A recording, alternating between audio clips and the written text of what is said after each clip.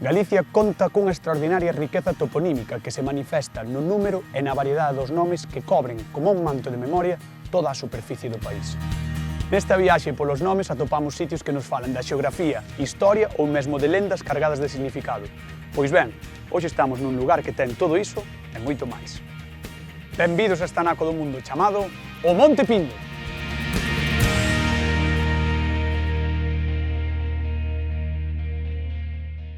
Señoreando as terras de Carnota atopamos este tesouro natural considerado por moitos o Olimpo dos celtas. Para subir á Moa, o seu punto máis alto, temos que ascender 600 metros sobre o nivel do mar. Ai, quen me ia dicir que coa toponimia ia ver mundo? Para facer esta andaina imos acompañar a Xil e a Pepe, membros da Asociación Monte Pindo Parque Natural. Vamos, Fran. A ver se lle sigo o ritmo.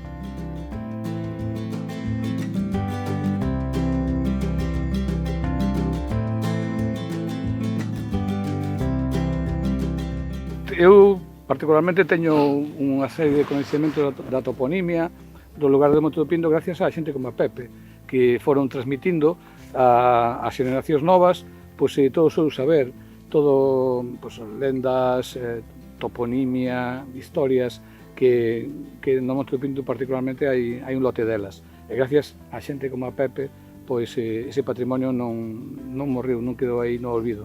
Cando eu empecé aquí polo Monte Pindo a cuidar o ganado e tal, pois tiría sobre 7 ou 8 anos.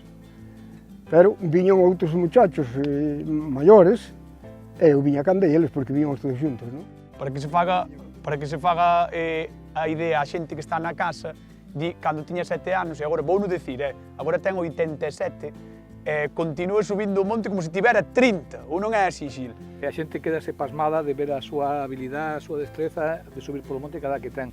É un home que pola súa constitución física que lle axuda moito e polas súas subidas continuas ao monte, e máis que a parte da súa infancia e da súa adolescencia foi pastor, pois el ten esa habilidade de subir ao monte e verdadeiramente o que o vexa é para non creer, vamos. Eu recordo os nombres que contaban os nosos antepasados. Hai ali un cerro que lle chamamos a Casa de Xoana, que é un monte tamén, unha montaña atravesada por un túnel.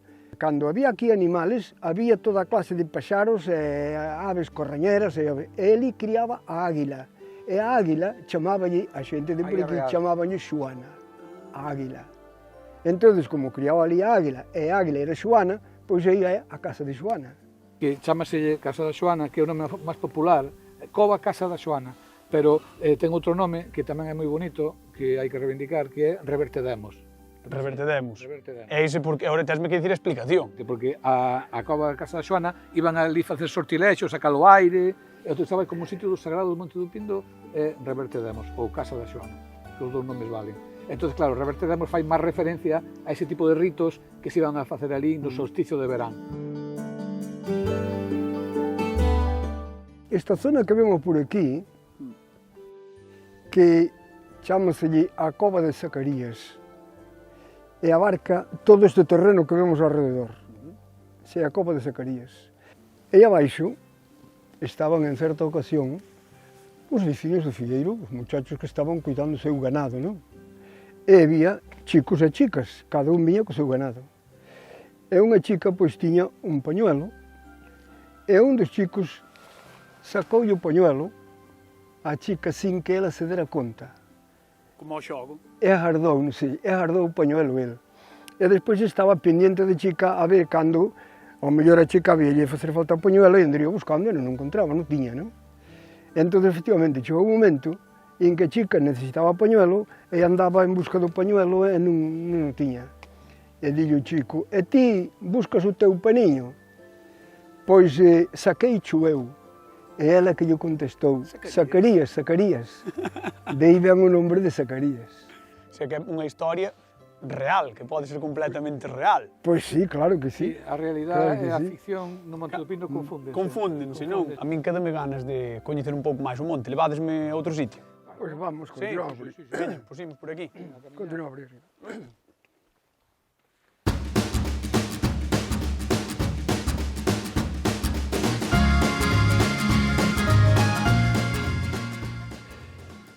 por aquí, por este campus, é o Carto Novo. Vale. E chámanlle Carto Novo porque, en certa ocasión, un hombre encontrou unha moneda. E unha moneda é un carto, non? Sí. Era unha moneda moi brillante. E dicía, mira que carto novo encontrei, mira como brilla, mira que novo é. E logo despois a xente dicía, donde fulano encontrou o carto novo.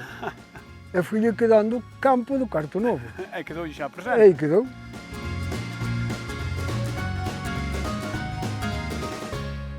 Estamos arriba do outeiro redondo do Carto Novo. Este cerro que se ve por aquí, desde aqueles petóns do medio, hasta ali arriba a Portela da Moa de Baixo, chamámoslle o Cerro do Reo das Cebolas. Porque este regato que baixa por aquí, do cerro para cá, chamámoslle o Reo das Cebolas. Pero... Posiblemente, en algún tempo, igual había cebolas por aí. vale. E ti chegaches a ver? Non, eu non. Eu non os vi nunca, Cando estaban nos mouros, igual cosechaban algo. Igual por aí. tiñan aí cebolas, Tiñan mouros, claro. E o punto máis alto, a Moa, por onde está?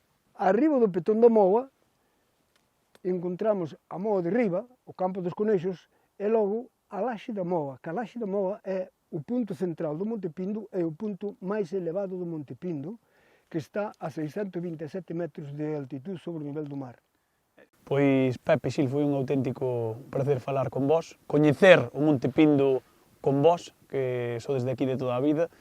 Nós agradecemos tamén que veñan a visitar o Monte Pindo e que a xente vexa o Monte Pindo, porque o Monte Pindo é moi bonito, Agradezo vos eu. sobre todo no verán. No verán sobre todo. Sobre todo no verán. Pois imos a observar un pouquiño o Monte Pindo, a ver que tal está.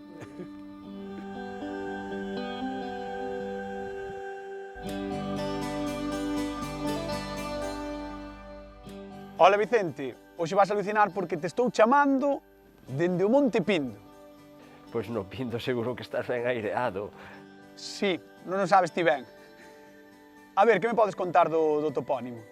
Pindo, no Monte do Pindo, é un topónimo latino, en principio todos os investigadores creemos que ven do latín pinnetu, que sería pois, un lugar abondoso en rochas, como xa poideches comprobar ti aí que hai moitas rochas, non?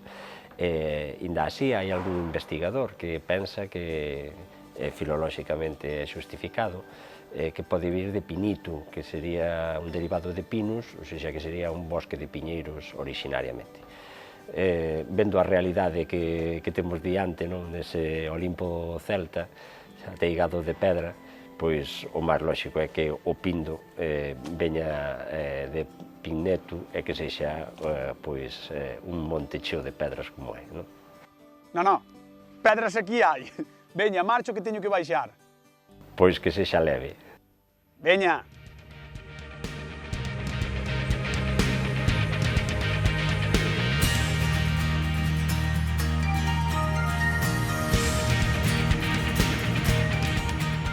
Rematou a andaina polo Monte Pindo. Convidámosvos a que veñades. Por moitos motivos, pero principalmente porque é un lugar onde deixar voar a imaginación.